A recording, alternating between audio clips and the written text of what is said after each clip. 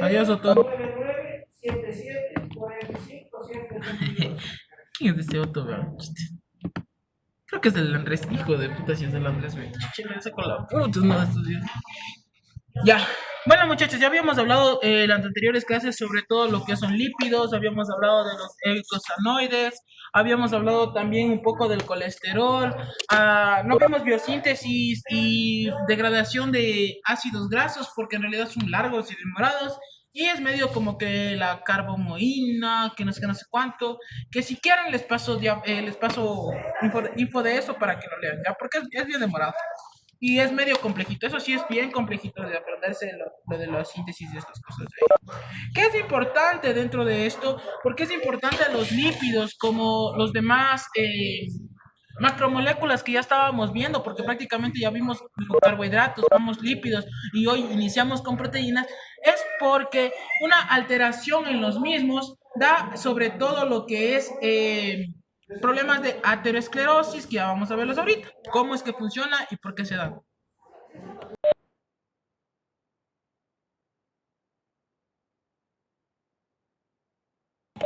Ya, continuamos, por favor. ¿Qué también es importante dentro de esto? Es importante hablar sobre qué es la aterosclerosis, cómo se forma la aterosclerosis y sobre todo las complicaciones que va a dar la misma, ¿ya? Se define como la aterosclerosis en sí a un proceso que da lugar a un estrechamiento, por así decirlo, o a una oclusión de lo que es la luz arterial, porque principalmente los ateromas se forman a nivel de las arterias, ¿ya? Y este estrechamiento se va a deber principalmente a la formación de placas conocidas como placas ateroescleróticas, ya que son de como de crecimiento como que no son de, ¿cómo les explico? De la noche a la mañana que aparecen, ¿ya? Sino que se van dando paulatinamente con el tiempo, con el tiempo, con el tiempo, hasta que incluso llegan a taponar la arteria, en este caso que esté sufriendo este proceso ateroesclerótico. Cabe mencionar algo, y es que siempre muchos de ustedes, incluyéndome yo, nos hemos confundido en lo que es prácticamente aterosclerosis y arteriosclerosis, cosas que son totalmente diferentes, ¿ya? La arteriosclerosis o artero, viene de arteria, significa todos los procesos que hacen que una arteria se vuelva rígida. ¿Qué quiere decir esto? Que se vuelva dura, en pocas palabras, ¿ya? Entonces eso se le conoce como aterosclerosis. Y en cambio la ateroesclerosis es todo el proceso de formación de las placas ateroescleróticas, que quiere decir de las placas formadas por degradación de lípidos, principalmente LDL, ¿sí? Que también es importante y quizá muchas veces nos confundimos, como les digo, es que una causa de arteriosclerosis es la ateroesclerosis, ¿sí? Una causa de ateroesclerosis es de arteriosclerosis es la aterosclerosis, entonces es algo muy totalmente diferente. Y a veces por una letra es como que todo cambia, ¿sí? Todo cambia y en realidad estás hablando de procesos totalmente diferentes. ¿Por qué creen que es importante estudiar la aterosclerosis? ¿Qué creen que puede ocasionar? Yo ya les había mencionado cuál era la complicación más grave de una aterosclerosis. Confirmen en el chat.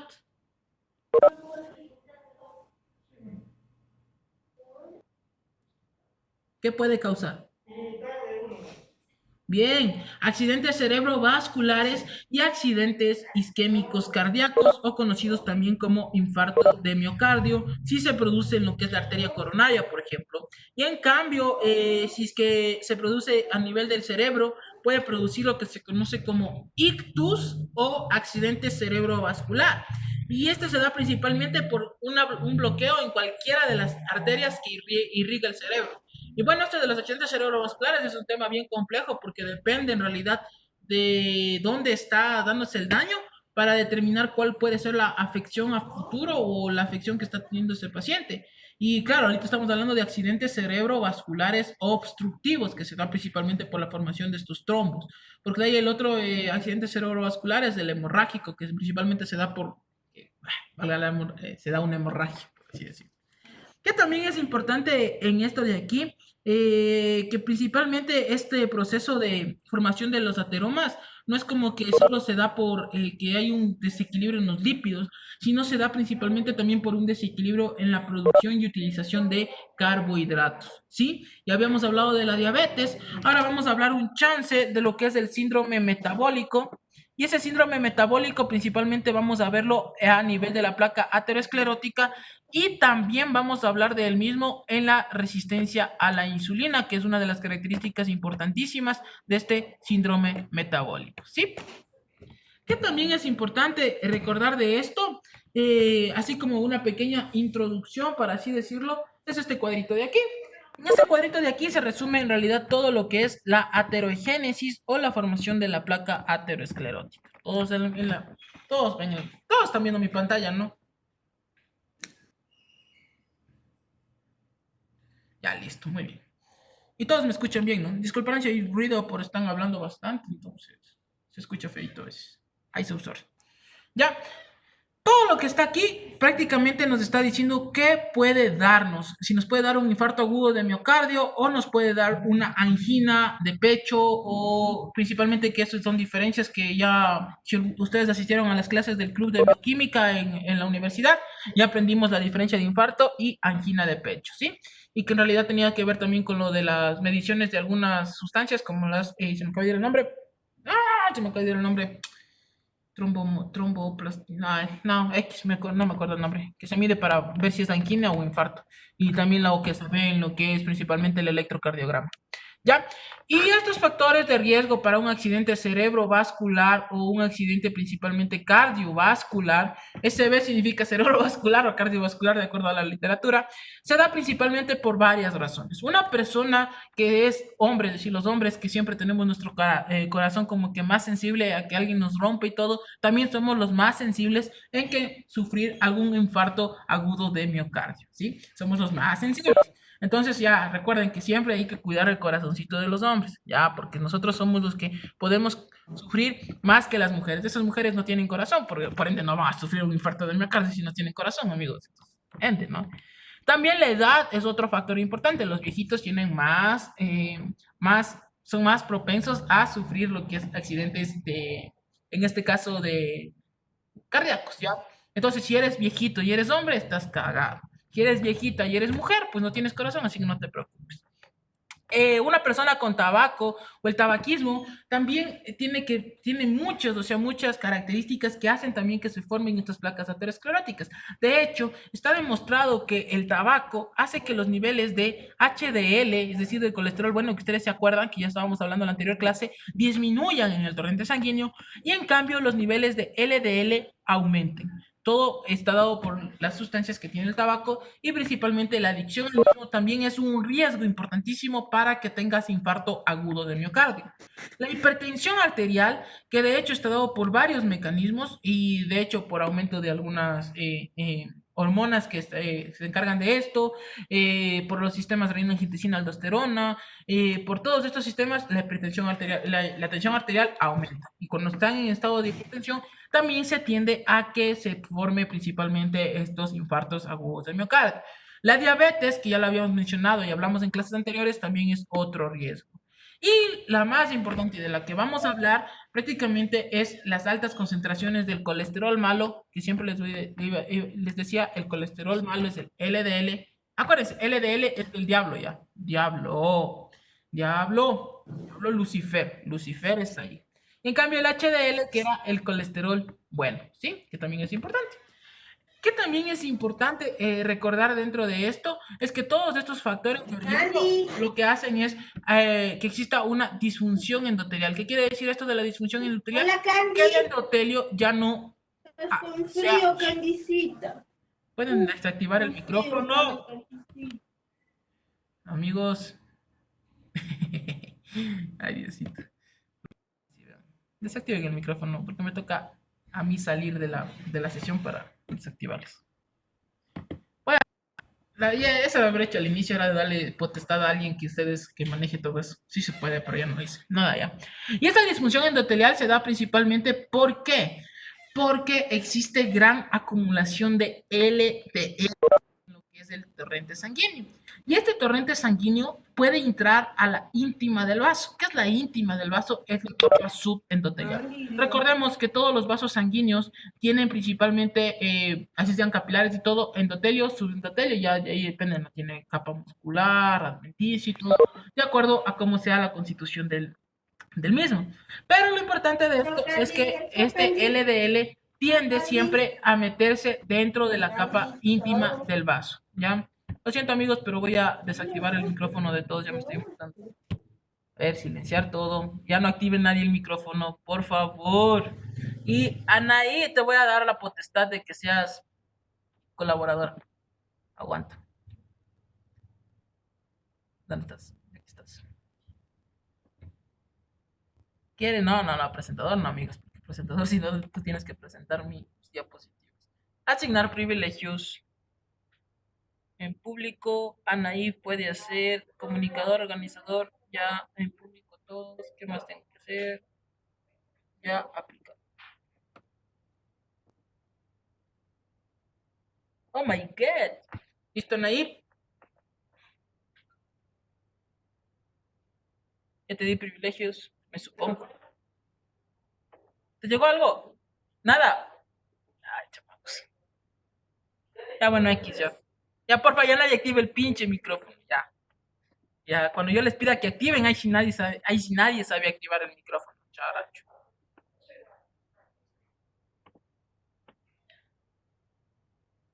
Ya, continuemos. Listo, de ahí, ¿qué más es importante dentro de esto? Que esta oxidación de los LDL, que ya les voy a hacer un dibujito así bien chévere, prácticamente hace que se active el sistema inmunitario, ¿ya? Porque recuerden que siempre el sistema inmunitario se va a activar si reconoce o ve que sustancias que no deben estar ahí se encuentran, ¿ya? Entonces, en este caso, LDL no debe haber en la íntima del vaso, es decir, debajo del endotelio no debe haber LDL. Pero como hay LDL, los macrófagos dicen, hey, aquí no debe estar esto. ¿Cómo es que estos macrófagos llegan a descubrir este LDL? Los llegan a descubrir principalmente porque las células endoteliales secretan algunas interleucinas y estas interleucinas que secretan las células endoteliales hacen que principalmente se activen los mismos, que ya los vamos a ver con más detenimiento, que de hecho esta hora es para hablar de aterosclerosis. Luego de eso también tenemos que este proceso de aquí se conoce como la formación de las células espumosas. Digo que todo esto les voy a explicar. Hay una vez mejor expliquemos. Ya no voy a perder tiempo después. Este es un vaso sanguíneo, lo que está en rojo. Paran. ¿Listo? Este es un vaso sanguíneo. Aquí tenemos lo que voy a dibujar con verde. Es la íntima del vaso sanguíneo.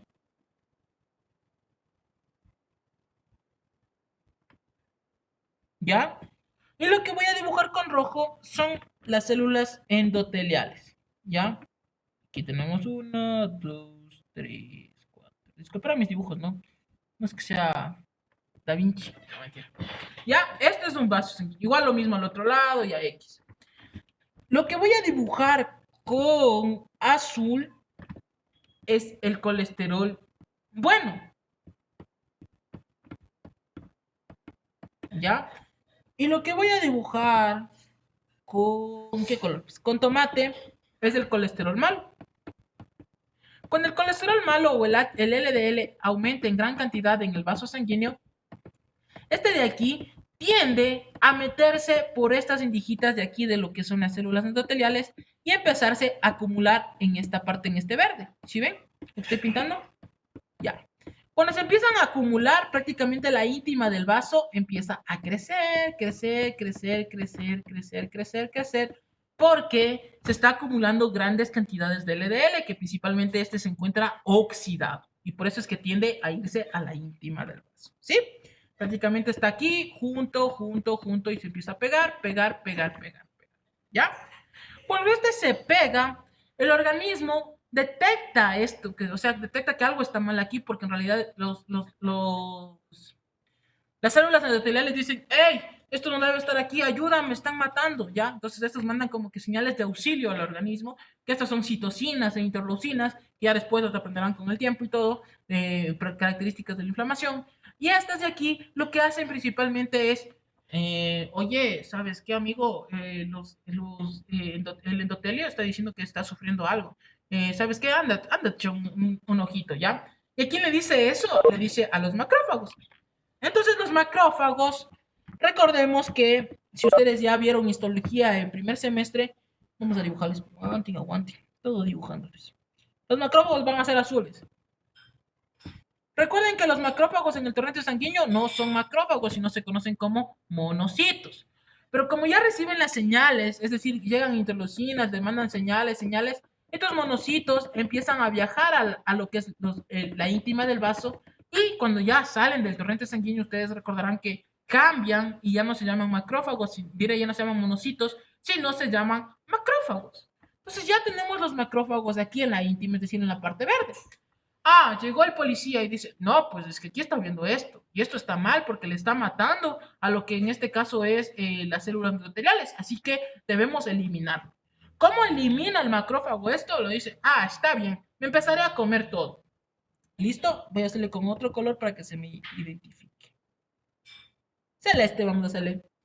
Entonces el macrófago se empieza a comer. Claro que no solo este macrófago, ¿no? Sino varios macrófagos se empiezan a comer todo esto que se estaba formando, ¿sí? Come. Normalmente los macrófagos cuando se comen todo, hacen que prácticamente esas sustancias sean degradadas y el macrófago pueda seguir viviendo, es decir, continúe su proceso, ¿ya? Pero, ¿qué sucede? ¿Qué pasa? Esto es grasa. Entonces el macrófago no lo puede eliminar correctamente. Dice, puchica, ya ahora ya no puedo eliminar. Y se empieza a engordar, ¿ya? Porque está comiendo full grasa. Engorda. Y cuando estas se engordan, estos macrófagos cambian de nombre prácticamente y ya se conocen. Esta es la íntima, ¿no? Que estoy borrando todo es para ya dejarle solo la íntima. ¿Ya? Prácticamente cambian de nombre y estos macrófagos ya no se llaman macrófagos propiamente dicho, sino como ya engordaron y su constitura es como que... ¿Han visto la grasa cuando más o menos la grasa del pollo cuando hierve y hace como espuma? Ya, más o menos así. Hace prácticamente esto. Y entonces esto de aquí cambian el nombre de estos macrófagos y se conocen como células espumosas. ¿Por qué reciben este nombre? Porque dentro del mismo, es decir, dentro de su citoplasma tienen gran cantidad de grasa, ¿ya? Y estas células espumosas ya no pueden salir de la íntima del vaso, ya no pueden, es decir, ya están ahí, entonces ya dicen, ah, chuta madre, ya valió madres, ya valió madres. ¿Qué sucede ahí? Como ya estos se quedan ahí como que atorados en la íntima del vaso, lo que sucede es prácticamente que el vaso, recuerden que la íntima es como que la capa subendotelial, por así decirlo, sucede que el vaso también empieza a secretar grandes cantidades de colágeno. Y al secretar grandes cantidades de colágeno hace que prácticamente se forme como que una capa fibrosa, ¿ya?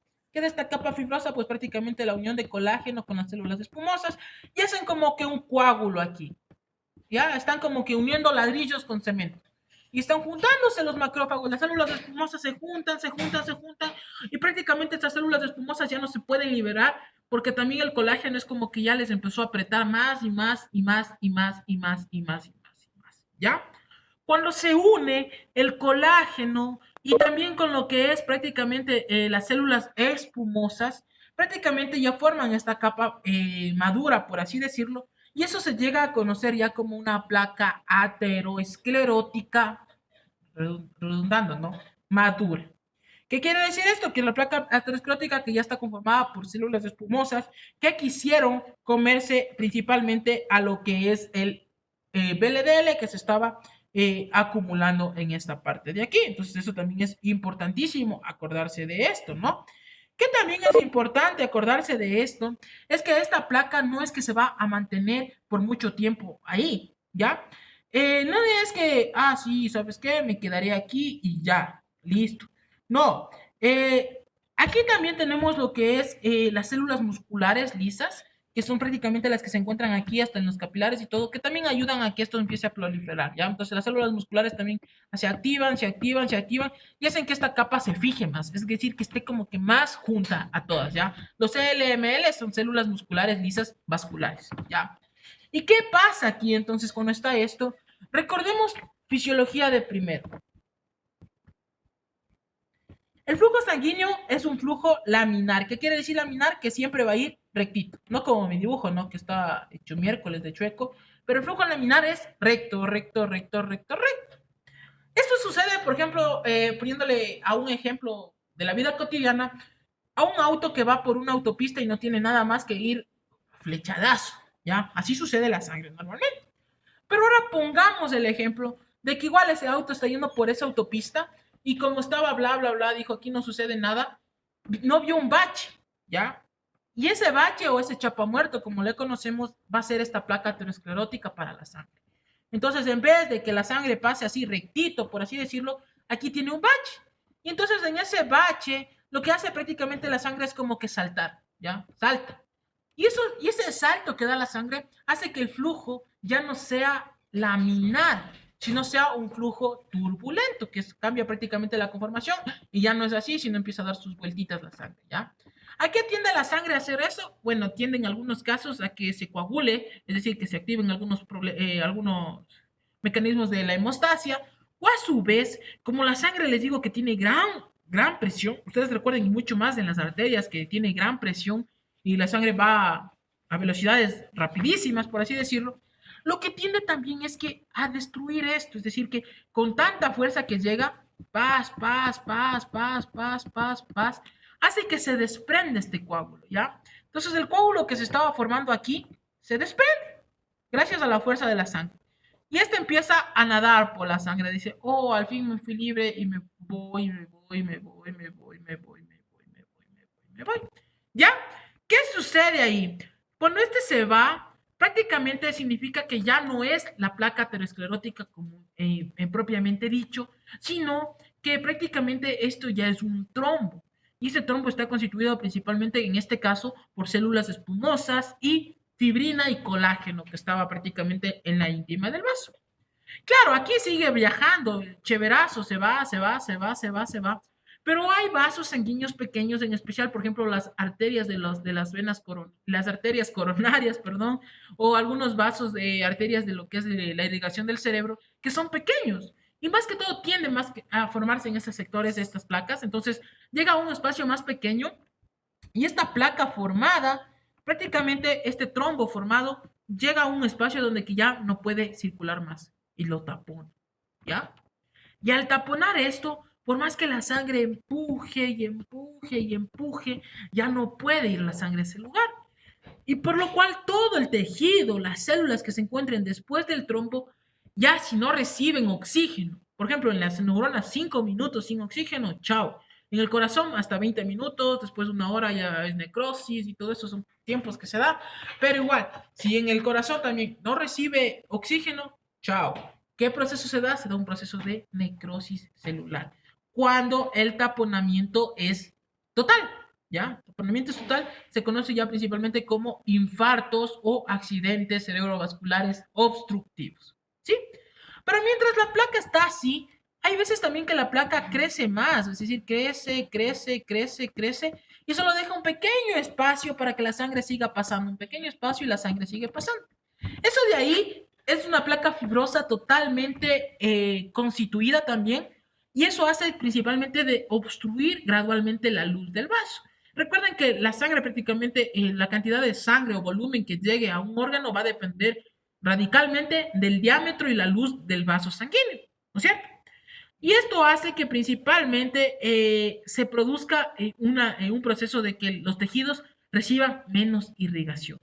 Y claro, el cuerpo cuando tiene menos irrigación lo que hace es también mecanismos compensatorios como creación de nuevos vasos y no sé qué, no sé cuánto, pero eso de ahí es lo que le diferencia también a la angina de pecho y al infarto agudo de miocardio, que el uno es como un taponamiento parcial de lo que recibe prácticamente en este caso el músculo cardíaco y en el otro es un taponamiento total y por lo cual si eso no se llega a tiempo a liberar, es decir, a destruir ese trombo, lo que se da principalmente es una necrosis, primero un infarto y después ya se da necrosis propiamente dicha, ¿sí? Eso es lo que sucede y eso es por lo que se estudia prácticamente la placa aterosclerótica en síntesis. ¿Ya? También, claro, no es que solo se producen los trombos por la placa aterosclerótica, también la trombosis se produce por otras sustancias, incluso algunos medicamentos hacen que la sangre se coagule, como les digo, incluso el flujo, que el flujo cambie, ya no sea laminar, sino sea turbulento, hace que se formen coágulos de la sangre mismo porque se activan los factores de coagulación y esos coágulos empiezan a nadar por la sangre hasta que llegan a taponar un sector X determinado. ¿Sí? Eso es importante. Que también es importante acordarse de esto. Como les digo, es principalmente que esta placa aterosclerótica no es que se forma de la noche a la mañana, sino que tiene un proceso de formación largo, largo, largo, que en realidad es como la diabetes.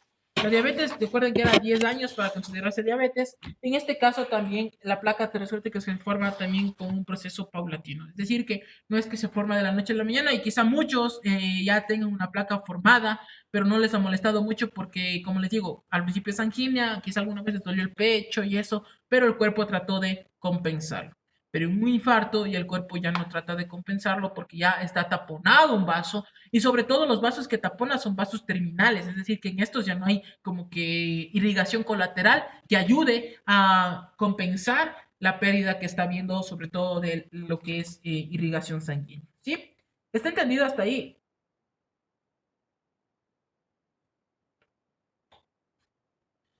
¿Por qué también es importante esto de la placa aterosclerótica? Porque el endotelio normalmente secreta sustancias anticoagulantes. ¿Qué quiere decir esto? Óxido nítrico, prostaciclina I2.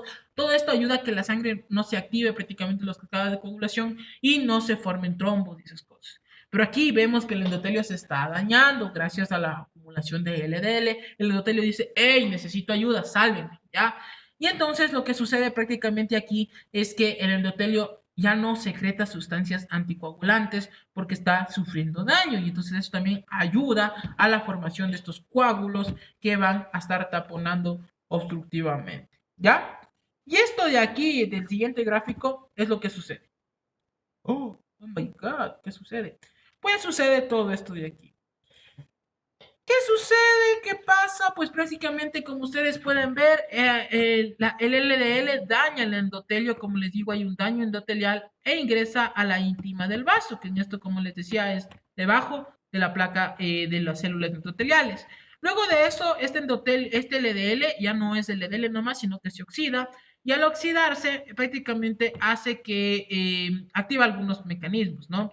¿Qué hace este de aquí? Muy bien, manda señales a los monocitos y estos monocitos, gracias a la expresión de algunas moléculas que ustedes lo verán después cuando vean señalización y todo de estas moléculas, hacen que principalmente ingresen al torrente sanguíneo.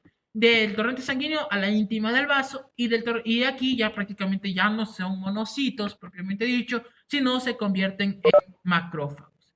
Y estos macrófagos tienen esos receptores Scamberger que hablábamos de que tiene algunas células también para reconocer el LDL, los macrófagos lo tienen. Y entonces con estos receptores Scanger, bueno, Cabenger, ya, X de ese nombre, prácticamente reconocen a lo que es el LDL y se lo comen como ustedes pueden ver aquí. Es decir, gracias a ese receptor ingresa el LDL y se lo pueden comer.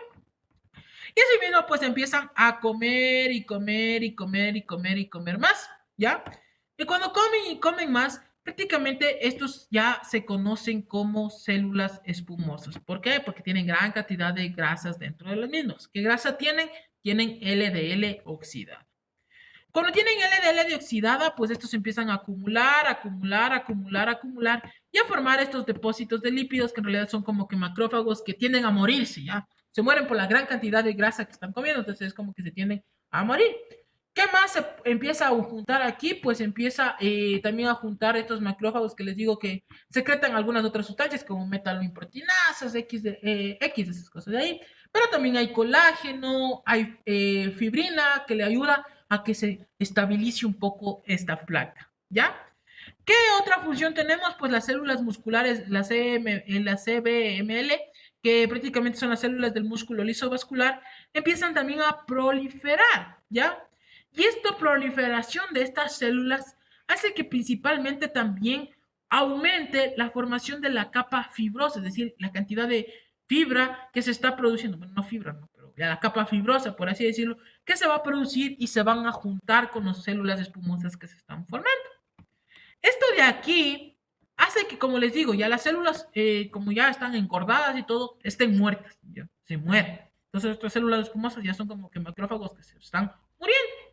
Y al estar muriéndose esto, prácticamente están activando los mecanismos de necrosis celular, que en realidad es una muerte celular no programada. ¿Qué más sucede? Pues la verdad, aquí como les digo que ya en realidad está como que ya no activado el proceso de normal del endotelio de la secreción de óxido nítrico, de protaglindina I2, las plaquetas van a tender también a pegarse a este endotelio, entonces se pegan las plaquetas. Y estas plaquetas liberan sustancias coagulantes y todo, entonces hacen que la placa se siga formando y se siga ayudando más y más y más y más y más y más hasta que se estabiliza, por así decirlo, y ya ocupa ni siquiera la mitad del vaso sanguíneo, ¿ya? Eso es lo que sucede prácticamente. Como les digo, eso está regulado íntimamente por el sistema inmunitario, por la producción de interleucinas y también de citocinas, que son importantísimas. Interleucina 10, perdón, la interleucina 6, otras interleucinas que ya les indico en el otro gráfico. Pero esto quiero que se acuerden, o sea que las células espumosas con la acumulación de tejido fibroso y sobre todo porque estas empezaron a comer el LDL, producen esta formación de esta placa aterosclerótica.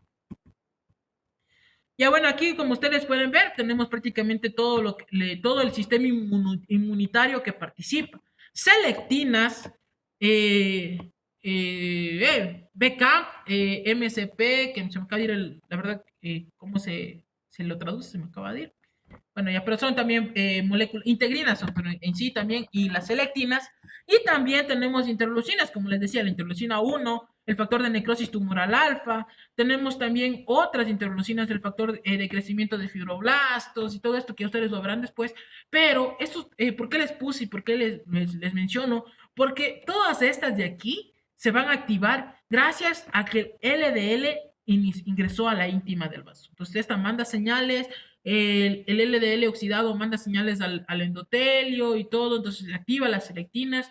Estas selectinas ayudan a que los monocitos migren y de estos monocitos empiezan a migrar dentro de lo que es ya la íntima del vaso y aquí ya cambia su conformación. La conformación de monocitos y todo también cambia gracias a algunas interleucinas. Estos de aquí hacen que también la formación y el crecimiento de las células vasculares gracias a algunas otras interleucinas, como digo, el factor de crecimiento de fibroblastos, muchos de estos, la angiotensina, todo esto va a ayudar a todo este proceso. Y como les digo, esto lo verán en inmunología y lo verán en patología de manera más, pero más detenida, porque el proceso inflamatorio es full largo. De hecho, sucede full cosas. En inmuno incluso van a ver en realidad hasta qué receptor hace que el monocito cambie a macrófago, que es full, o sea, parece nomás poquito, pero es full complejito en algunas cosas, pero eso es lo que sucede. Lo que yo quería que sepan es que todo este proceso está regulado íntimamente por lo que son interleucinas, selectinas e integrinas, que van a ayudar a la formación de esta placa aterosclerótica.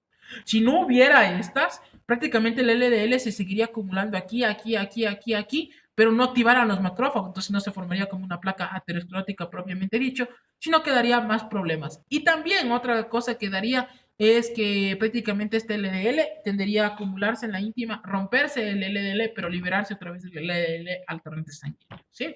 Pero todo esto se da gracias al sistema inmunitario.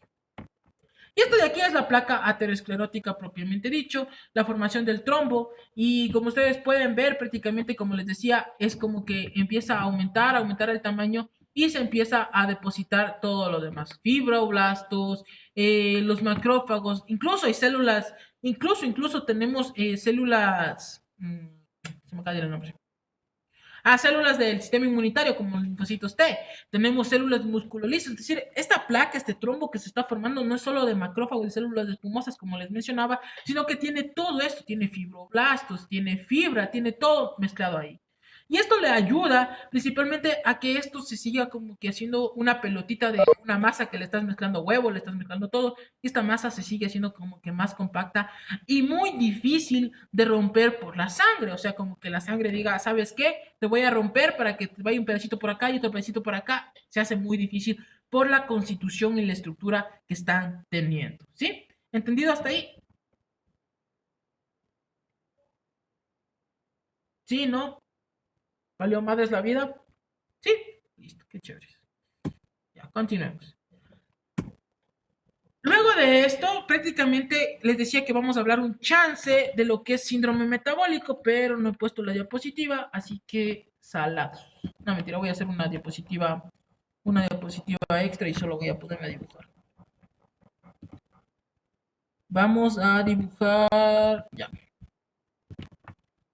¿Qué es importante del síndrome metabólico? El síndrome metabólico es una descompensación de todo lo que tiene que ver con proteínas, con aminoácidos, con lípidos y todo lo demás. ¿Cómo se mide este síndrome metabólico y cuál es la principal característica del síndrome metabólico? Es la obesidad abdominal. ¿De cuánto era el perímetro abdominal normal? ¿Menor a cuánto debía ser? Confirmen. Y ya les dije eso. El de Estados Unidos, porque ya les dije que era diferente. Muy bien, 112 y 102. Para los hombres, 112 y para las mujeres, 102. El síndrome, eso de ahí, la obesidad abdominal, es muy importante dentro de este síndrome metabólico por una simple razón. El tejido adiposo de la grasa abdominal es un órgano endocrino, ¿ya? Ustedes dirán, ¿pero qué? O sea, ¿qué onda? Sí, este secreta algunas sustancias que hacen principalmente que este desequilibrio hormonal empiece a ser más agudo. ¿Cuáles de esas? Por ejemplo, las adiposinas, las lecitinas, todo esto ayuda a que incluso se estimule el centro de apetito en el cerebro y que tú tengas más ganas de comer, comer, comer, comer, comer, comer, comer, comer, comer. Sí, eso entonces por eso eso es una de las partes, más importantes. ¿Qué también es importante dentro de esto? Es importante que este síndrome metabólico tiene que ver mucho con lo que es la descompensación dada por la diabetes y también la acumulación de LDL. Eso también es muy importante. Ya, eso también es importantísimo dentro de todo lo que estamos viendo actualmente. ¿Qué me mandó este man? Déjame ver. Un minutito ya.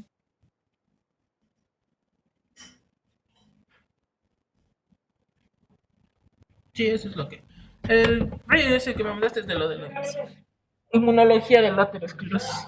Ya, pero esta LDL prácticamente aumenta debido a que ya habíamos visto que había dicho que la insulina tenía un papel regulador en la producción de VLDL.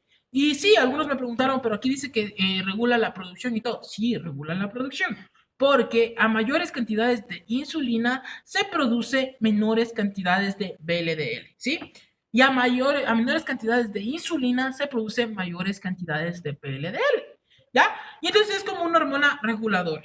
Pero ¿qué sucede también en este síndrome metabólico? Existe una palabra muy conocida como la resistencia a la insulina. ¿Y qué es esta resistencia a la insulina? Prácticamente es cuando las células ya dejan de tener ese estímulo de insulina para captar la glucosa y realizar los otros eh, mecanismos que hace la insulina. Y esto se da principalmente ya en este síndrome metabólico avanzado, es decir, ya cuando la diabetes, por ejemplo, se ha avanzado y todo, la obesidad no se ha disminuido y todo, y entonces las células, principalmente las del hígado y todo, ya empiezan a tener una resistencia bestial a la insulina. ¿Qué quiere decir esto? Que por más que haya insulina en la sangre, es decir, pero dices, pero hay grandes cantidades de insulina. Sí, pero la célula ya no la reconoce, sí, es como que, pongámosle, una puerta que tú metes unas llaves que antes le entraba, pero ahora que ya está oxidada la chapa, ya es como que por más que intentes, ya no se va a abrir. Ya, eso es lo que hace la resistencia a la insulina prácticamente. ¿Por qué también es importante este síndrome metabólico? Porque este síndrome metabólico hace principalmente todas las descompensaciones en el organismo, que de hecho hay full factores. De hecho, hay un artículo que habla de bien del putas de todo el síndrome metabólico, pero hay full factores que hacen que es la persona que tiene un síndrome metabólico tienda más sobre todo a tener descompensaciones, accidentes cerebrovasculares, accidentes cardíacos, y en fin, todo esto ayuda principalmente a que la persona se descompense, ¿ya? ¿Y por qué se da? Porque inicia principalmente por descompensaciones en la acumulación de LDL, como les estoy diciendo, y también por la descompensación de la diabetes, es decir, la cantidad de sangre que existe a nivel de torrente, la cantidad de glucosa que existe en el torrente sanguíneo. Eso es importante, como les digo. Déjenme responder un mensaje. Porque esta placa aterosclerótica se llega a formar principalmente por la oxidación del LDL, como les decía. ¿Y por qué aumenta el LDL? Porque ya el cuerpo no puede utilizar glucosa. Entonces está todo relacionado. ¿Y por qué más aumenta? Porque ya el cuerpo quizás se vuelve resistente a la cantidad de insulina. Y si se vuelve resistente a la insulina dentro del cuerpo mismo, pues ya igual el cuerpo produce más LDL, este LDL se degrada y se producen los LDL. ¿Por qué tiende principalmente el LDL a oxidarse? Porque no hay como que algo que les esté llevando de nuevo al hígado y todo, porque ya está habiendo una descompensación. Entonces este se tiende a meter a la íntima del vaso y producir las placas ateroscleróticas. Sí, ¿cómo se salva una placa aterosclerótica? Principalmente se las destruye con un proceso conocido como stent, que ustedes han visto, meten un catéter y ese catéter es como que destruye ese émbolo, por así decirlo. Eso es lo que más se hace, cateterismo, por así decirlo, para destruir principalmente los émbolos formados. Que también es importante dentro de estos, de la destrucción, por ejemplo, es la aspirina ayuda bastante en eso de tener un chance en la angina de pecho y eso es por sus características antiagregantes que ya hemos visto. Les digo que prácticamente el endotelio está lesionado, secreta sustancias agregantes y entonces la aspirina es como que inhibe al tromboxano A2 y hace que las plaquetas no se estén pegando y no estén mejor ayudando a que esa placa se siga reforzando, por así decirlo. Por eso es que hay un chance en ese sentido también por por sus características antiagregantes. Eso es referente al síndrome metabólico, placa aterosclerótica. Claro, es más y quizá ya les mencione un poco más cuando veamos proteínas, porque también tiene que ver mucho con lo que es los aminoácidos, la formación de aminoácidos, pero ya lo veremos despuesito, ¿ya? ¿Alguna pregunta hasta ahí? Si no, calle ahora o muera para siempre.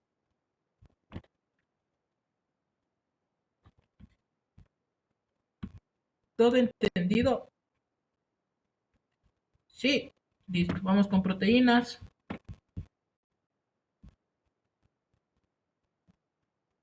¿Quieren descansar? 10 minutitos. Y iniciamos con proteínas. Hasta eso, ya listo, descansamos 10 minutos, ya. 2 y 10 iniciamos proteínas. Vayan a donde quieran. Hasta eso tengo mi grabación. Bueno, Abraham, vamos a continuar con los temas de segundo semestre y uno de los otros temas que también son importantes dentro de todo esto es principalmente por lo que es conocido otro grupo grande, por así decirlo, que son las proteínas. Asimismo, como los demás, las proteínas también están constituidas por monómeros. ¿Qué son estos monómeros que construyen las proteínas? Pues son principalmente los aminoácidos. A ver, vamos a ver si se acuerdan. ¿Cuáles eran los monómeros que constituyen a los carbohidratos? ¿O cuál es el principal monómero?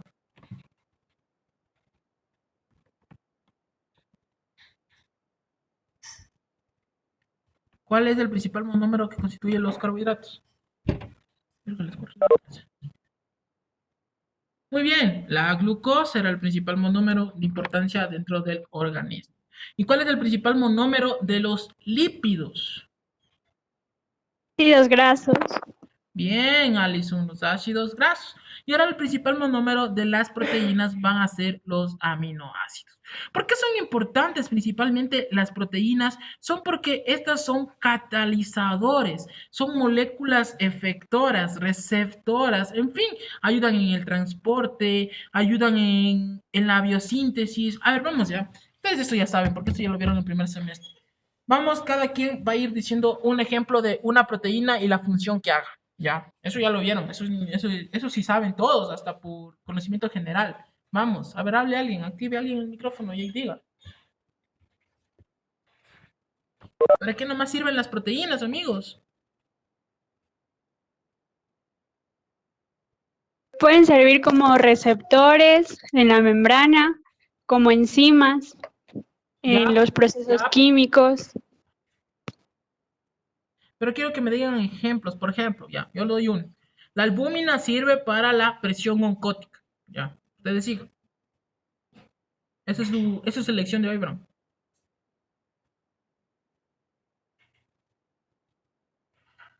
Luminosas para el transporte de cobre. Ya, ya, licenciado profesionales, ya. Otros. Vamos. Inmunoglobulinas para la defensa. Bien, Carla, sigamos. Otra. Amigos, son conocimientos de primero, por Dios. ¿Quieren dedocracia, en serio? Dios mío, ustedes. Vamos, Abigail, Alan, a ver, Anaí, aguanten. Ya estoy viendo aquí. Bien, la transferrina para el transporte de hierro, la actina y la miocina en la contracción muscular. Bien, continúen, hay muchísimas, incluso hay en la visión, hay en todo lado las proteínas. ¿Qué más hacen las proteínas? Escriban, solo la hemoglobina en el transporte del oxígeno. Bien, ¿qué más?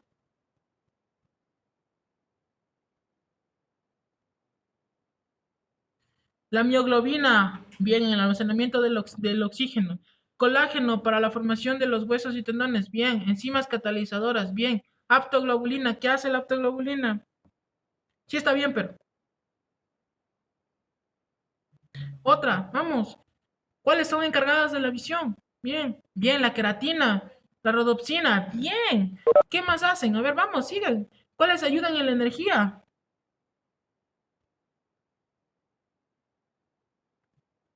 Bien, ya listo, ya está bien, ya están participando, eso me gusta. Pepsinas, bien, tenemos todo lo que son enzimas que participan en muchos procesos, tenemos incluso que ayudan en la neurotransmisión, muchas de estas proteínas, el glutamato, la GABA, glicina, que son neurotransmisores. Todo esto prácticamente vienen de los aminoácidos, entonces ustedes están viendo que en realidad las proteínas constituyen una característica importantísima y vital en lo que es principalmente estas macromoléculas, y de ahí, muy bien, la metionina, la melanina, todo ayuda, incluso los pigmentos está dado por eso, incluso recuerden que la bilirrubina y todo viene de la degradación de una proteína, que era la hemoglobina, entonces todo está dado gracias a las proteínas. Las proteínas también constituyen citoesqueletos celulares y también la matriz de algunos órganos, bueno, de algunos organelos celulares también, ¿no? ¿Qué también hacen estas de aquí? Aproximadamente el peso del corporal está dado por el 19% de proteínas, que también es bastante en comparación al peso que recuerden que el 60% es agua, 19% es proteínas y todo, que también está constituyendo, porque ustedes ven que está en todas partes las proteínas. Y una proteína que es importantísima, es el colágeno, porque como ya su amiga dijo, ayuda en la formación de huesos y tendones. Pero eso se produce en el organismo, no el colágeno que se compra ni nada, porque en realidad ese ni siquiera es absorbido en el intestino, entonces es como que es falsa esa publicidad de compre colágeno. Ya, entonces es mentira. ¿Cuál es la estructura principal de una proteína? La estructura principal de la proteína, es decir, que todas las proteínas van a tener, y de ahí así tienen más grupos, ¿no? Es el CHON, carbono, hidrógeno, oxígeno y nitrógeno. Entonces también es importantísimo eso de aquí.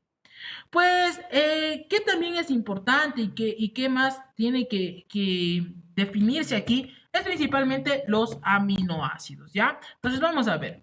En los aminoácidos en sí, sí, existen como 300 aminoácidos en la naturaleza, ¿verdad? Pero para el organismo solo se necesita principalmente 20 aminoácidos que forman, bueno, hay 21, ¿no? Porque uno de la cisteína también le dicen que forman proteínas y que de hecho tengan bastantes proteínas, pero los 20 aminoácidos de aquí son los más importantes. ¿Qué característica tienen estos 20 aminoácidos que vamos a ver que son esenciales y no esenciales? Principalmente, estos aminoácidos tienen la característica de ser aminoácidos alfa, ¿ya? Entonces, los alfa aminoácidos son los que se encuentran, ya vamos a ver la estructura de un alfa aminoácido también, ¿ya? Pero estos alfa aminoácidos son los que constituyen principalmente estas características de los aminoácidos formadores de proteínas humanas, ¿sí? ¿Y cómo se forma una proteína? Pues principalmente estas proteínas se forman por codones. ¿Qué son codones? Pues son la unión de tres aminoácidos que se unen. Glicina, aspartato, leucina, histidina, fenilalanina, triptófano, isoleucina, treonina. Así se unen esos aminoácidos y esos aminoácidos forman codones. Y estos codones se unen y van formando las cadenas lineales de proteínas, y después de estos se pliegan, forman las hélices y todo, que ustedes ya más o menos tienen una idea cuando vieron generalidades en primer semestre de lo que son estructura cuaternaria, terciaria, secundaria y primaria de las proteínas. ¿Listo? También es importante porque, como les digo, estos 20 aminoácidos son los únicos dentro del organismo que van a codificar para estas proteínas, ¿ya? Y principalmente el 85% de estos aminoácidos vienen de procesos catabólicos dentro de nuestro organismo. ¿Qué quiere decir esto de procesos catabólicos? Quiere decir que principalmente se forman de algún lado o vienen de algún lado, ¿sí? Entonces también eso es importante acordarse. Principalmente también, como les decía, cómo se mide en realidad la cantidad de aminoácidos, si estás bien o estás mal en la producción de lo que es aminoácidos, gracias a un balance que se conoce como el balance nitrogenado, ¿ya? Y este balance nitrogenado puede ser de dos tipos, bueno, en realidad de tres, ¿no? El balance nitrogenado normal, el balance nitrogenado, chamagos, no somos, ahí está, positivo y el balance nitrogenado negativo, ¿ya? ¿En qué se diferencia cada uno de ellos? Pues como su nombre dice positivo, y les digo que la mayor cantidad de proteínas vienen de la alimentación, prácticamente el balance nitrogenado positivo significa que se consume más, es decir, y hay más catabolismo de aminoácidos de lo que se elimina por vía renal, ¿ya? Entonces hay más. Y también tenemos el balance nitrogenado negativo, en el cambio en el que se produce, mejor dicho, se elimina más de lo que se produce. ¿Qué quiere decir esto? Que no se produce demasiados aminoácidos, pero se está eliminando gran cantidad por lo que es la orina, ¿ya? Y esto de aquí, por ejemplo, el positivo se ve o sea, cuando hay más dentro del organismo, se ven en procesos fisiológicos normales, como el crecimiento, es decir, en la pubertad y todo, y también en el embarazo. Pero en el negativo se ve principalmente ya en algunas patologías, como principalmente algunas patologías que tienen que ver a nivel renal, como los síndromes, síndrome nefrótico y síndrome nefrítico, que lo estaremos viendo la próxima clase. ¿Ya? ¿Qué es importante dentro de esto? Es que estos L-aminoácidos, como les digo, son los únicos que van a en sí a estar constituyendo las proteínas humanas. ¿Y por qué se conocen como L-aminoácidos? Porque en su estructura tienen un grupo L-aldehído. ¿Cómo es este L-aldehído o un L-gliceraldehído? Gliceraldehído, sí, ahí está bien, porque es un alcohol con glicerato. ¿Cómo está estructurado este L-gliceraldehído? Pues es esta estructura de aquí.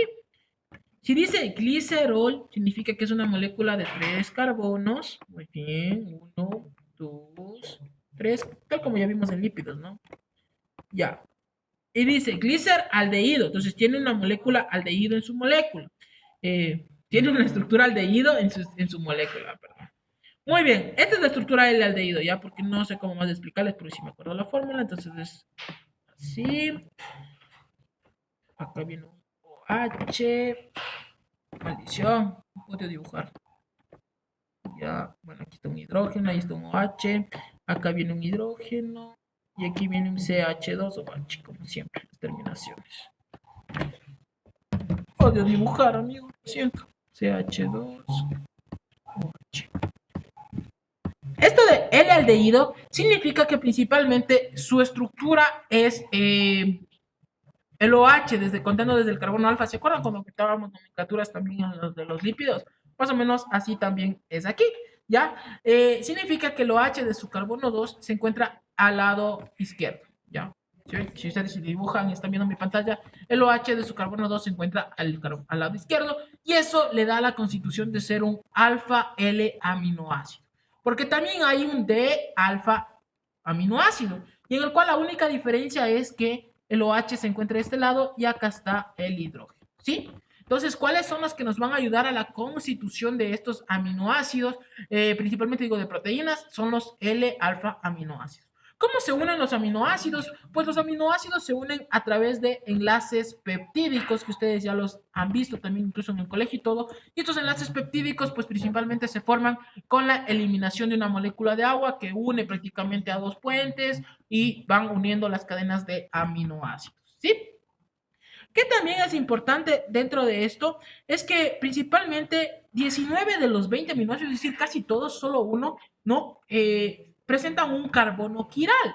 ¿Qué es este carbono quiral o por qué es importante mencionarlo? Porque estos carbonos quirales principalmente tienen un grupo carboxilo en su molécula. Ya recordémonos cómo eran los grupos carboxilos de los OA, del COO, y también, bueno, eso sí, porque son ácidos, y también tienen un grupo amino e hidrógeno, ¿ya? Entonces, todos los 19 de los 20 aminoácidos tienen siempre en su estructura este grupo carboxilo unido a un grupo amino y a un grupo hidrógeno, que le da esa característica de ser un aminoácido constitutivo.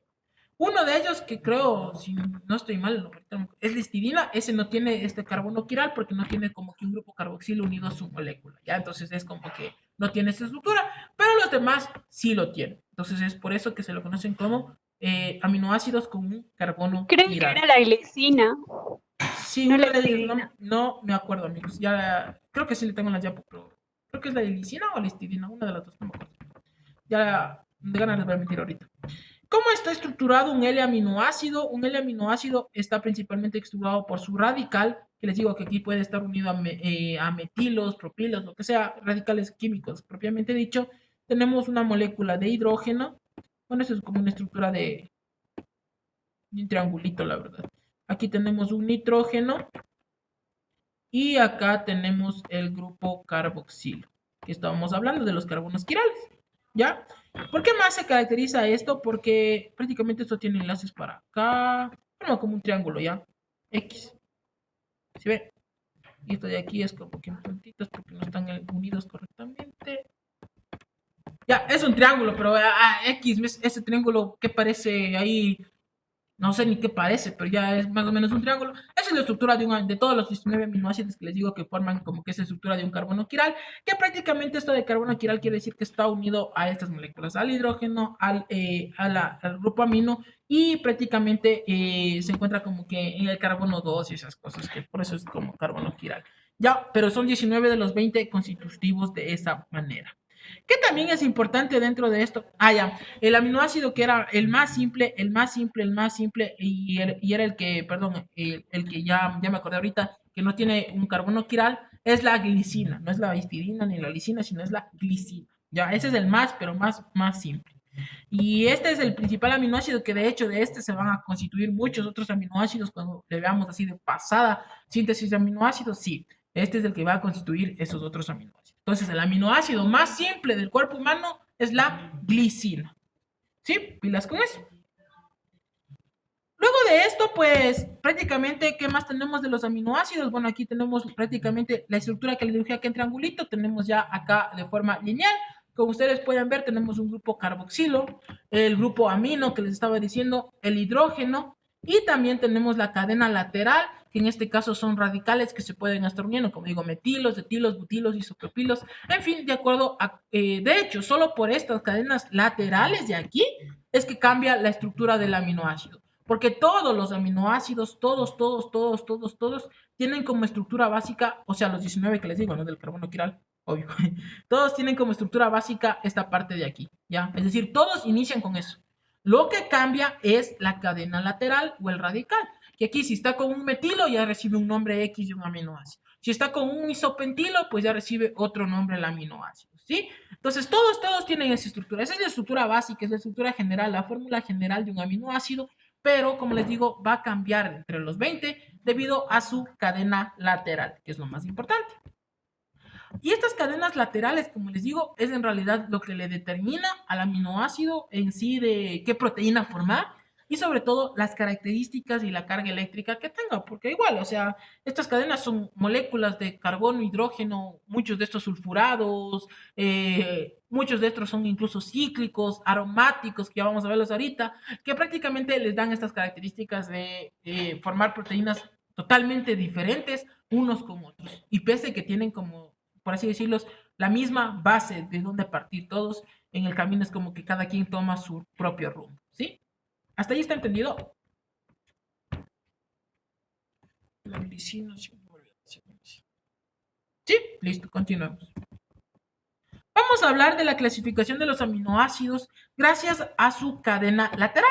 Ya, así es la forma más fácil de clasificar a los aminoácidos y después ir entendiendo todo esto. Después clasificamos vuelta por aminoácidos que forman cuerpos cetónicos, por aminoácidos que forman glucosa y por bueno, piruvato propiamente dicho, y por aminoácidos que pueden formar piruvato y cuerpos cetónicos, que eso es lo más importante dentro de bioquímica porque un aumento de los mismos determinaría también patologías, ¿ya?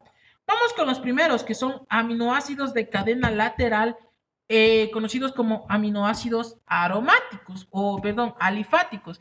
Estos aminoácidos alifáticos son 4, ¿ya? La alanina, la valina, la leucina y la isoleucina, que son fáciles de aprenderse. ¿Por qué se conocen como aminoácidos alifáticos? Porque su cadena lateral tiene hidrocarburos saturados. ¿Recuerdan que los saturados significaba que prácticamente no tenían dobles enlaces ni nada en su cadena lateral? Vamos a ver el ejemplo. Muy bien. Aquí tenemos, miren. Bueno, aquí está el aminoácido más complejo, más fácil de todo el mundo, que les decía que era la glicina, que prácticamente no tenía ningún tipo de radical, por así decirlo. Entonces, este era el aminoácido más simple, que sí se lo considera dentro de lo que es las alifáticos, pero X a la final, como les digo, es el aminoácido más simple de toditos, de toditos, de toditos. ¿Ya?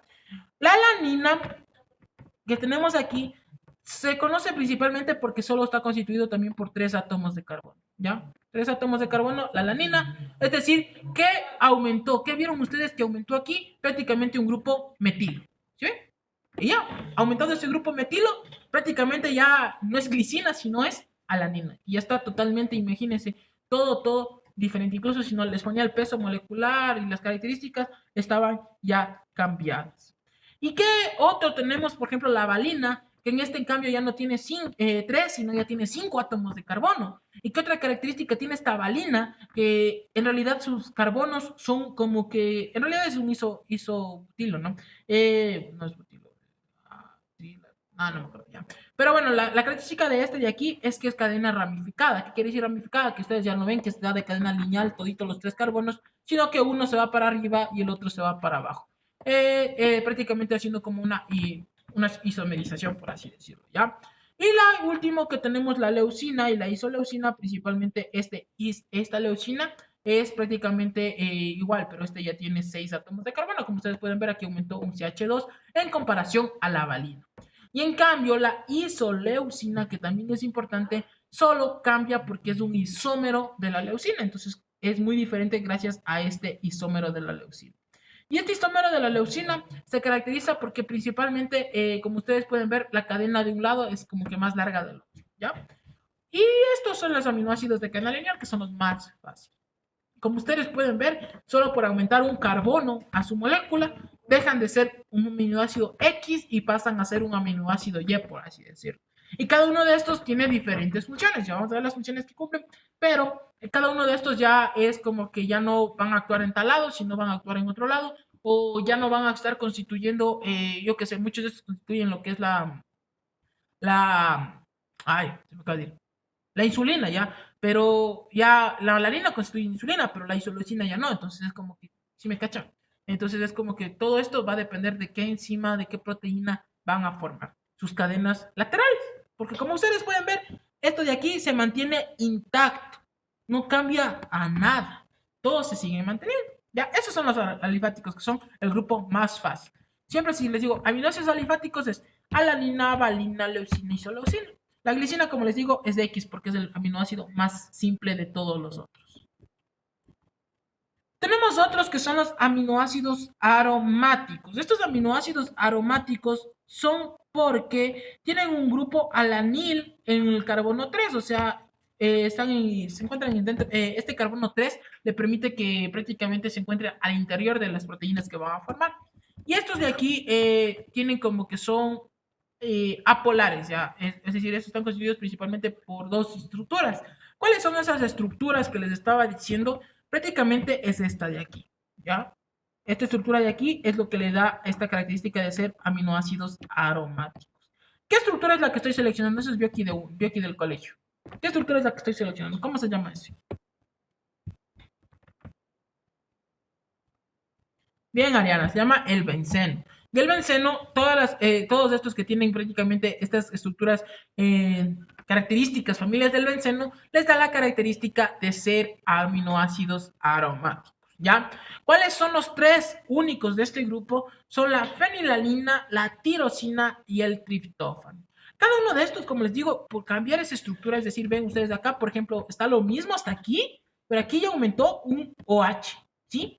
Y está, este de acá, en cambio, ya tiene otra cadena acá, otra cadena aromática acá, y ya cambia su estructura, cambia su conformación, su cadena lateral. Que de hecho, estos por ser así, incluso tienen un mismo origen y todo. De hecho, la finalina se degrada en tirosina, perdón, la tirosina en finalina, y de aquí ya sale prácticamente todo lo que es las hormonas tiroides, por ejemplo, que ayudan de la tirosina, ¿ya? y de la fenilalanina. Pero el triptófano, en cambio, ya no participa aquí, sino participa en procesos incluso de lo que es el sistema nervioso y todo eso que ya lo veremos. Pero igual, o sea, su característica y su constitución es diferente solo en su cadena lateral. Como ustedes pueden ver, los aminoácidos aromáticos, hasta antes del benceno, son igualitas. Y de hecho, la fenilina y la tirosina, solo por un OH, son como hermanas, ¿sí? Pero como les digo, solo por el aumento o la disminución de una molécula en su estructura hace que cambien totalmente su conformación. Igual, si les preguntara los aminoácidos aromáticos en una prueba X, dirían que es la fenilalanina, la tirosina y el triptófano. Yo me aprendía con nomenclatura, pero ya no me acuerdo. Es que a veces aprender por nomenclatura es full bien, ¿verdad? Porque sí, los profes de segundo sí les toman siempre, bueno, a mí siempre me tomaba. Escriba los aminoácidos aromáticos. Y era de como que chuta, pero eran 20 y ahora cuáles eran. Siempre sí sirve aprenderse como nomenclaturas. Ya es como que FTT, que significa. ¿Cómo era? Pues, no me acuerdo, amigos, pero bueno, ya FTT, bueno, mejor dicho, cuando ustedes hacen así como que alianzas de palabras, siempre tienen que ser con palabras o frases que ustedes se acuerden y que sean propias de ustedes, no las mismas que yo utilizaba les van a servir para ustedes, sino que alguna frase que sea con FTT, por ejemplo, Fabián tiene tos, ya, X, no, por ahorita me acuerdo así, Fabián tiene tos, y tienen que ser frases que ustedes se puedan imaginar, o sea, lo que están diciendo se pueden imaginar en su cabeza. Entonces dice, Fabián tiene tos y toma un jarabe, y el jarabe olía feo, ya, listo, entonces te acuerdas, ¿no? Cuando te dicen aminoácidos aromáticos. Entonces tienen algún olor. ¿Qué olía feo? Entonces Fabián tiene tos. Listo, ¿cómo era? Fenilalanina, tirosina, triptófano. Sí, me cachan, pero este es ahorita porque es como que full rápido para hacerle. Pero ya les digo, siempre tienen que, en esos temas de cuando son bastantes cosas por aprenderte y que son por grupos y todo, es muy importante esto. Y mucho más cuando ves aminoácidos cetogénicos, glucocetogénicos y glucocetogénicos y glucolíticos, porque esos sí son importantes y esos sí te toman siempre. Y sobre todo es como que para que sepas cuáles forman y cuáles no. Cuáles van a piruvato, cuáles van a cuerpos cetónicos, acetona o acetato, ¿sí? Ya habíamos visto cuerpos cetónicos, así solo les he mencionado, que era la cetona, el acetato y el beta-hidroxibutirato, que algunos se confundieron en la prueba, pero no muchos, así que dije, sí, sí, escuchar. Tenemos otro grupo, que estos aminoácidos son los aminoácidos conocidos como neutros o polares neutros. Y estos aminoácidos neutros o polares neutros principalmente son aquellos que contienen grupos hidroxilo o amida en su cadena lateral, es decir, OH o grupos amida. Y estos, por ejemplo, son la serina y la treonina. Ya, vamos a verlos. Son solo dos. Serio tiene la serina y la treonina. ¿Qué ven ustedes de diferente en esto? Es lo que les estaba diciendo. Tienen grupos OH en su estructura. Como ustedes lo pueden observar, estos de aquí principalmente lo que tienen es... Ay, Dios mío, no sé qué esto. Ahí está. Ya. El OH acá, el OH acá. Y eso ya le da la característica de ser aminoácidos polares neutros. Serina y treonina. Son importantes. ¿Qué más se diferencia de esto? Es cuántos carbonos le están constituyendo. A la serina le están constituyendo 3 carbonos y a la treonina le está constituyendo prácticamente 4 carbonos. ¿Sí? Y también por último tenemos, no por último, los aminoácidos ácidos. Y estos aminoácidos ácidos se caracterizan principalmente también por tener en su estructura, mejor dicho, porque en sus cadenas laterales se encuentran ionizadas, ¿ya? Es decir, que ya se acuerdan de los procesos de ionización y todo del primer semestre. Y esto principalmente es porque se encuentran a un pH óptimo, en este caso neutro, de 7. Y como resultado, estos son como que cargan... son negativos y entonces pueden unirse a ciertas sustancias. Y estos de aquí principalmente siempre van a ser dos, ¿ya? El ácido aspartico y el ácido glutámico, valga su redundancia. En su molécula van a tener un grupo ácido, por así decirlo. Y entonces por eso también les da esta molécula. Y estos de aquí principalmente son como que carboxílicos, también conocidos como ácidos dicarboxílicos, y estos de aquí, cuando ya veamos formación de aminoácidos, también tienen como que sus hijos, por así decirlo, o sus derivados, entonces son 4 principales en este. El ácido aspartico y su derivado, que es la asparagina, el ácido glutámico y su derivado que es la glutamina. Muchos de estos quizá ya el glutamato y esto ya ensuciaron ustedes como neurotransmisores, pues sí, el aspartato también sirven como neurotransmisores. ¿Cuándo reciben el nombre de glutamato y aspartato? Cuando se encuentran en su estado ionizado. Es decir, que prácticamente a un pH de 7, estos son aspartato y glutamato, que también es otro nombre que se les nombra a los ácidos en terminación ato.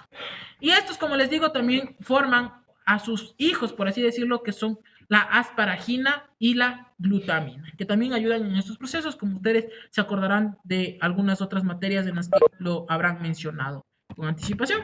¿Sí?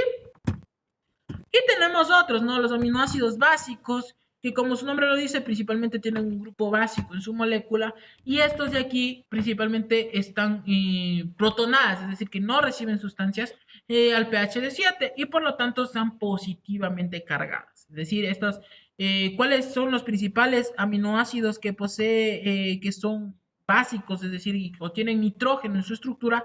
Prácticamente es la lisina, la arginina y la histidina. ¿Ya?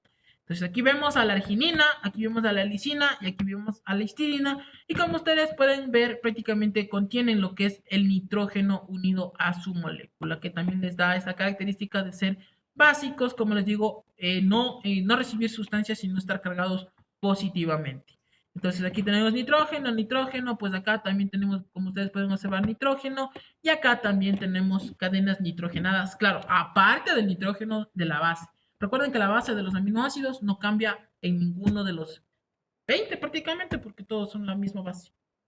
Ya, y los aminoácidos que contienen azufre, que también son dos importantes, bueno, tres, ¿no? La cisteína y la cistina, que les decía que era otro aminoácido que estaba, que era como que el 21, son aminoácidos que contienen azufre y tienen baja polaridad. ¿Qué es eso de la polaridad? Es principalmente la afinidad que tienen por ciertos tipos de cargas eléctricas principalmente. Y la metionina, que sí, ese sí es importantísimo, este contiene azufre y también tiene un grupo tioéster. ¿Qué es eso de los tioéster? Eran esos radicales que habíamos visto, por ejemplo, en la coenzima, cuando les decía coenzima radical SH, esos son enlaces tioéster que unen principalmente grupos sulfuro. Aquí vemos la característica de la cisteína, que como pueden ver, son aminoácidos que contienen una molécula de azufre o un radical sulfuro en su estructura. Y el de acá, pues principalmente es un enlace tioéster, como les decía, porque el azufre está uniendo dos radicales, un CH2, como ustedes pueden ver, y un metilo o un CH3 al otro lado. ¿Sí? Eso es la diferencia a la metionina. Eso es importante también, como les digo, porque todo esto después se lo verá con más detenimiento cuando veamos se me acaba de degradación de aminoácidos, entonces como que, ¿de dónde sale el azufre? ¿De dónde viene el azufre? Entonces, más o menos así. Claro que les digo que voy a pasar rapidito eso porque es bien largo, entonces es fresco. Y uno más, el último aminoácido, que en realidad es como que un aminoácido, que lo llaman así, que este es como que el más, la oveja negra de la familia, por así decirlo. Estos tienen un anillo de piroledina en su cadena lateral y tienen un carbono amino allá. Entonces vamos a ver su estructura para que me entiendan. Esta es la molécula de un pirrol, ¿ya? Y este pirrol, sí, la cistina, es que la cistina es un degradado de la cisteína, entonces es como que por eso no le ponen, porque es como que, ah, algo le pasó a la cisteína, entonces se convirtió en cistina, es como un hijo degradado. Entonces es como, por eso les digo que es como que le mencionan también en muchos, pero no se le considera como los 20 principales aminoácidos importantes, ¿ya? Entonces la cisteína, sí. Y aquí que les decía, este es el anillo pirrol, y este anillo pirrol se caracteriza porque en su cabecita, es decir, en la cabecita de la casa, contenemos principalmente a lo que es el nitrógeno, y eso le da esa característica a este aminoácido. Y este aminoácido es un poco diferente a los demás también, porque como ustedes pueden ver, prácticamente solo tenemos esta estructura de aquí, es decir, la estructura pirrol y también solo su radical ácido. Entonces, es como que un poco la oveja negra de todos los que les decía que todos tienen la misma estructura, a excepción de la prolina. Y eso es lo que le diferencia a los demás. ¿Ya? ¿Alguna pregunta hasta ahí?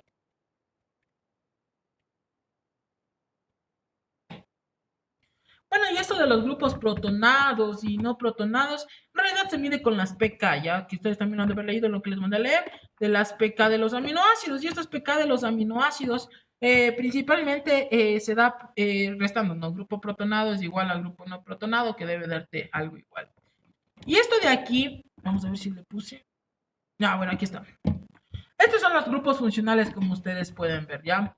Entonces tenemos grupos que tienen grupos ácidos en su molécula, como la asparagina y el glutamato, grupos básicos, es decir, que tienen NH2 y todas estas otras moléculas de aquí, como la lisina, la histidina y la arginina, tenemos que tienen, o sea, que son neutros, es decir, estos aminoácidos no tienen ninguno de estos, como la glicina, también tenemos la arsenina y la glutamina, la serina, el triptófano, la cisteína, alifáticos, que quiere decir que como ustedes vieron que tenían esta estructura de tener como que una molécula cíclica cerrada, principalmente el benceno o derivados del mismo, como la alanina, la valina, la leucina, la isoleucina, la metionina y la prolina, ya los vimos. Y también aromáticos como anillos del C, como la fenilalanina, el triptófano y la tirosina, ¿sí?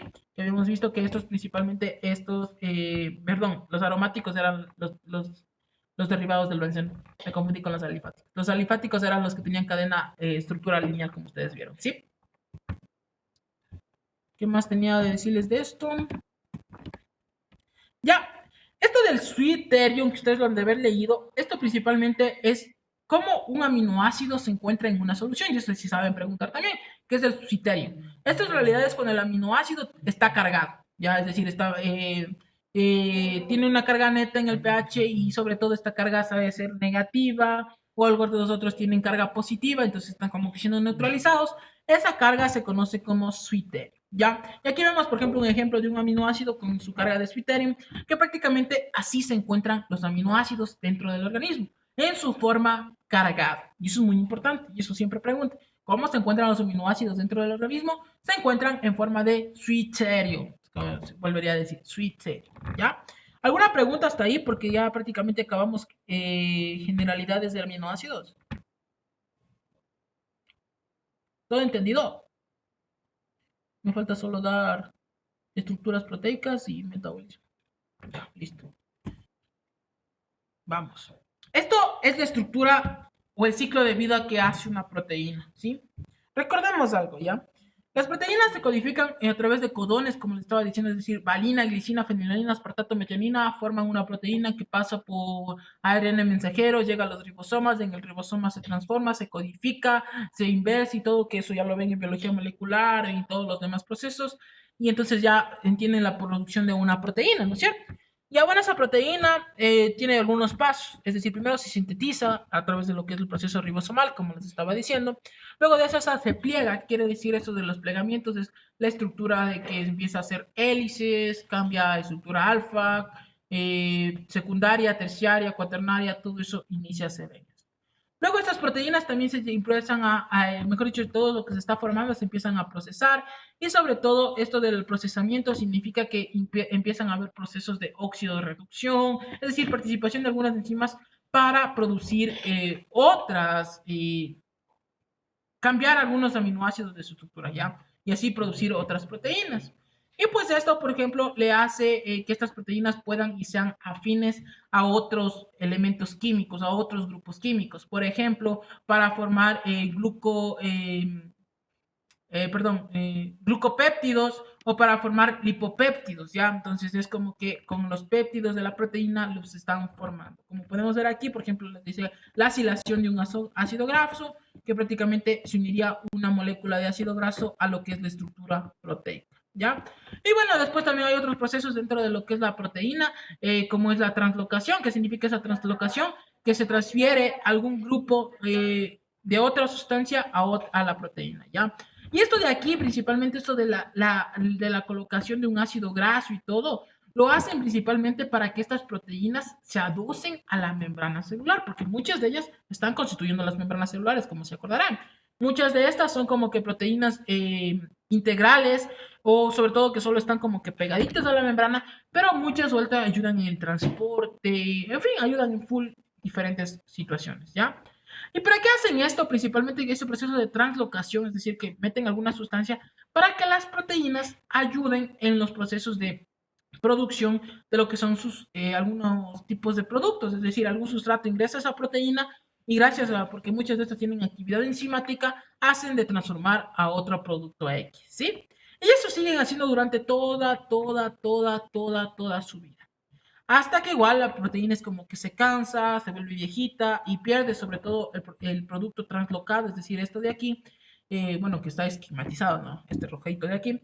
Y sobre todo, entonces la célula envejece. Bueno, no la célula, sino esa proteína se da como que un envejecimiento, entre comillas, porque no es que en realidad se vuelve viejita como las células, sino que se da este envejecimiento porque la proteína se ha empezado a gastar por procesos de oxidación, desaminación, transaminaciones, o incluso por un proceso conocido como desnaturalización de las proteínas, que consiste en la degradación, es decir, en la ruptura de los enlaces peptídicos para que ésta se empiece a descomponer, ¿ya?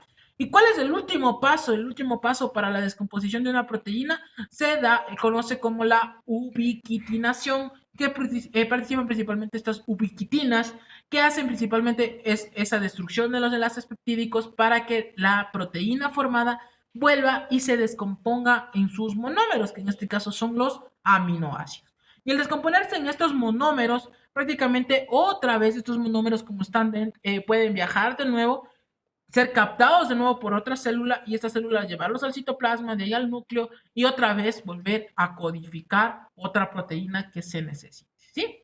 Ese es el proceso, o sea, inicia todo como que una vida, es como el ciclo biológico de una persona, naces, creces, te reproduces, mueres, pero ya de lo que te moriste, que dejaste como tu semillita y vuelves otra vez, ¿ya? Es como un ciclo vicioso. Y entonces el proceso de degradación de las proteínas se da por las ubiquitinas o también conocido como la ubiquitinación. ¿Qué es la función de estas? Principalmente destruir enlaces peptídicos y separar prácticamente los aminoácidos. ¿Sí? ¿Entendido?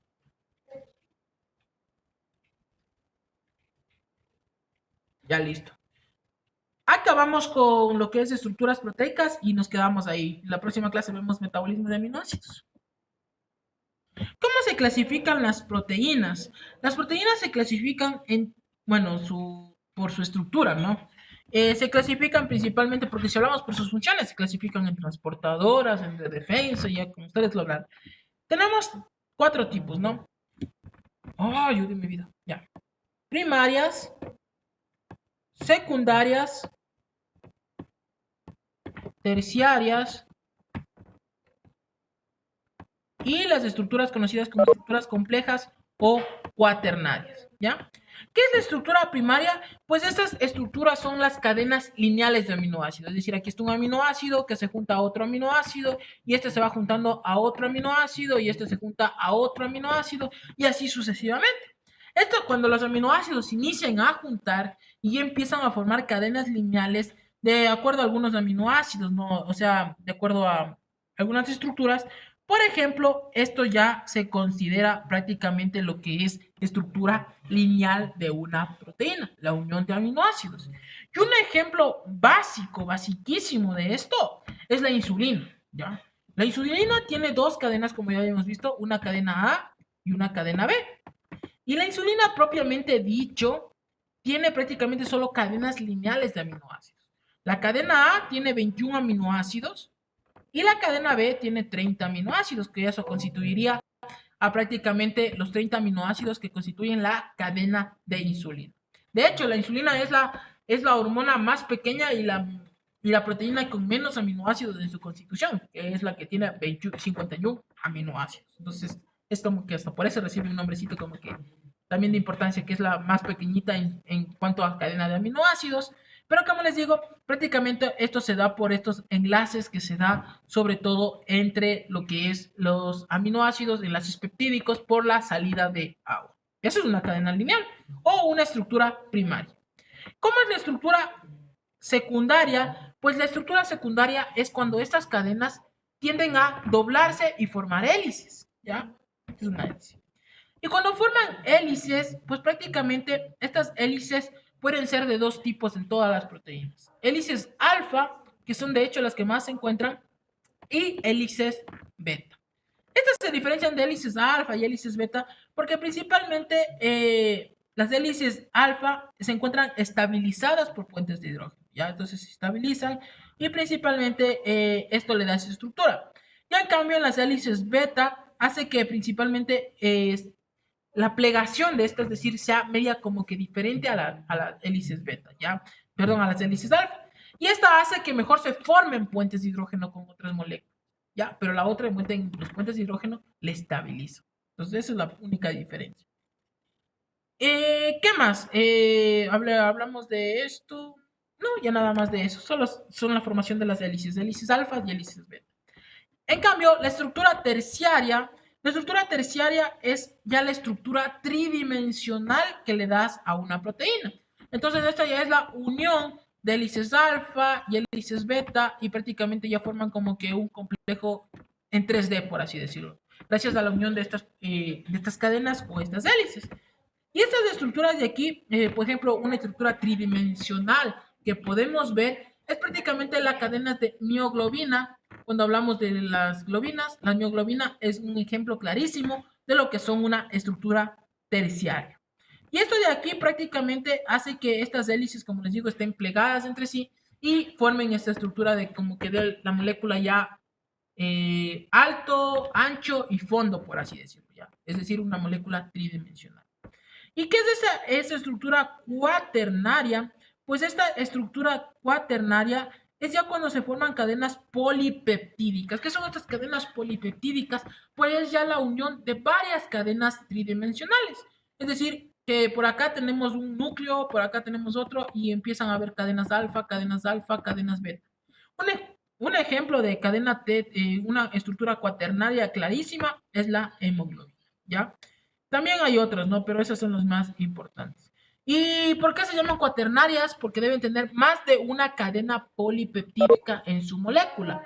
Estas cadenas, en las estructuras terciarias, por más que se plieguen las hélices alfa y beta, son solo una cadena polipeptídica, es decir, yo que sé, 51 aminoácidos juntos, ¿ya?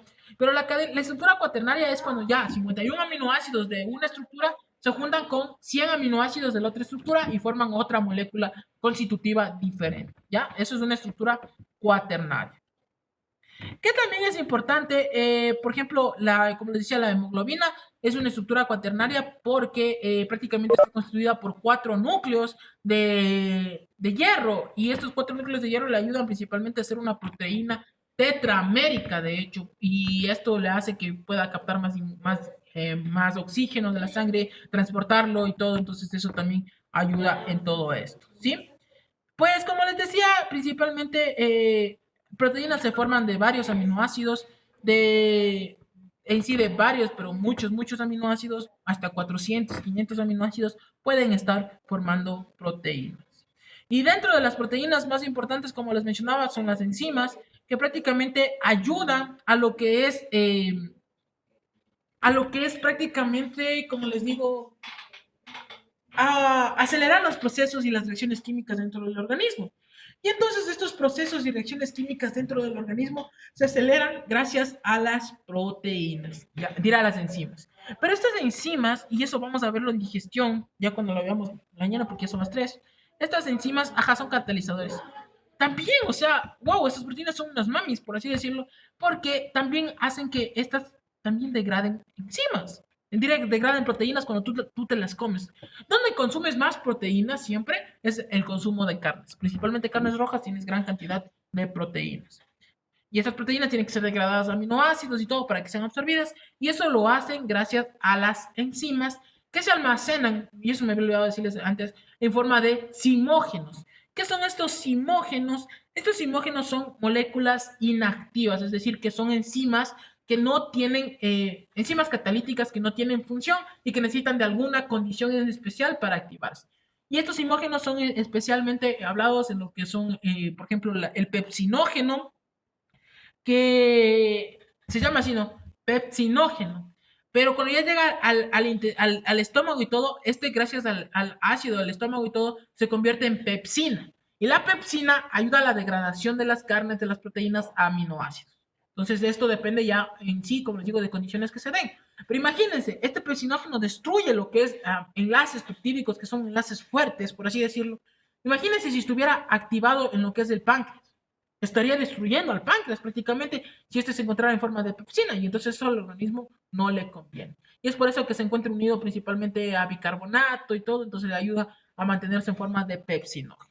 Es secretado al duodeno y todo, entonces de ahí ya se lo activa y prácticamente ya se transforma en lo que es el pepsinógeno en pepsina y ayuda a la degradación de estos aminoácidos, como ya lo vamos a ver con detenimiento un chancecito más. Y prácticamente les digo que esto se activa y son como que ayudados. Y principalmente, como les digo, el pepsinógeno que... Perdón, ahí estaba hablando huevadas, amigos, huevadas. Estúpido, estúpido, estúpido. El pepsinógeno se secreta gracias a las células que se encuentran dentro de las paredes estomacales y entonces se libera al fondo gástrico, por así decirlo, y aquí el pepsinógeno se transforma en pepsina por el pH ácido, no secreta el páncreas, lo siento. Casi como estúpido. Ay, sí, estúpido. Me confundí con el otro secretado por el páncreas, que es el tripsinógeno. Ah, estúpido. Ya. Bueno, esta pepsina, como les digo, lo que hace principalmente es que se empieza a romper. Se empieza a romper las proteínas y ayuda principalmente a la degradación de estos aminoácidos. ¿Ya? ¿Y por qué más se activa este pepsinógeno? Se activa, y eso es importantísimo, y ojo con esto, porque en el estómago, ¿se acuerdan que... Ah, no, con ustedes no era primero, lo siento, siempre me confundo. En el estómago hay gran cantidad de ácido clorhídrico, por lo cual el estómago tiene un pH ácido. Y para hacer un pH ácido tiene que tener gran concentración de radicales hidrogeniones o hidrogeniones propiamente dichos. Y entonces, estos hidrogeniones, cuando en realidad el pH del estómago está demasiado elevado, es decir, que ha habido gran cantidad de producción de este pH, hace que principalmente se empiece a dañar la mucosa estomacal. Y al dañarse la mucosa estomacal, lo que hace principalmente es que el pH baje de maneras bestiales. El pH del estómago está en un pH de 3 aproximadamente. Pero si aumenta, como les digo, si aumenta el ácido clorhídrico y aumenta principalmente los hidrogeniones, este baja hasta un pH de 1.5 y así, que en realidad sería un pH altísimamente ácido. Y al ser un pH tan alto, empieza a destruir la mucosa estomacal, destruye la mucosa estomacal y empieza a destruir las paredes del estómago, es decir, las capas de células que existen en el estómago. Y esto no le conviene al organismo y por eso es que a veces lo regula y todo, pero ya cuando no puede, destruye y esto forma las úlceras o la gastritis, que también se lo conoce. Y es por eso que algunos medicamentos van a inhibir esta bomba de protones, ¿ya? Porque esta bomba de protones que se produce es por esto, es decir, hay una bomba que produce hidrogeniones, aumenta la cantidad de hidrogeniones dentro del tanque sanguíneo gracias a las cantidades de ácido clorhídrico que aumenta. Y medicamentos como el omeprazol lo que hacen es, por ejemplo, inhibir a esta bomba de hidrogeniones, lo bloquea. ¿Y para qué? Bueno, ¿qué bloquea el omeprazol? Que X, o sea, eso, pero en realidad lo que bloquea es una bomba. Si han de saber, o se han de haber acordado, sí se han de acordar que la bomba que está dentro de las células para regular la cantidad de hidrogeniones se conoce como la bomba hidrógeno-potasio ATPase. Ya, entonces esta bomba es la que bloquea el omeprazol. ¿Para qué? Para que ya no salga más potasio de las células del estómago, sino, mejor dicho, ay, hablo huevadas. Para que ya no salga más hidrógeno de lo que es las células del estómago y se mantenga las cantidades de potasio y se trate de regular y equilibrar los ácidos del estómago. Entonces, esta bomba es inhibida gracias al omeprazol, que eso prácticamente es la función de lo que es este antigastritis que está a vender, incluso que es el más utilizado para estos problemas. ¿Ya? ¿Alguna pregunta hasta ahí?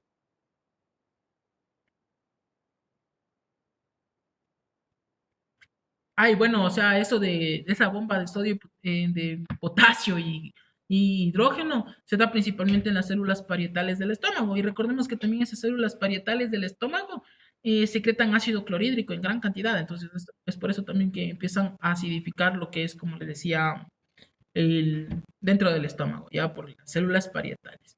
Lo que hace prácticamente el omeprazol es inhibir esta bomba de hidrogeniones que existe en las células parietales del estómago y por lo cual harían y evitarían que salgan hidrogeniones y ácido clorhídrico hacia el exterior. ¿Sí? Ahora sí, hasta ahí alguna pregunta, amigos, confirmen para confirmar.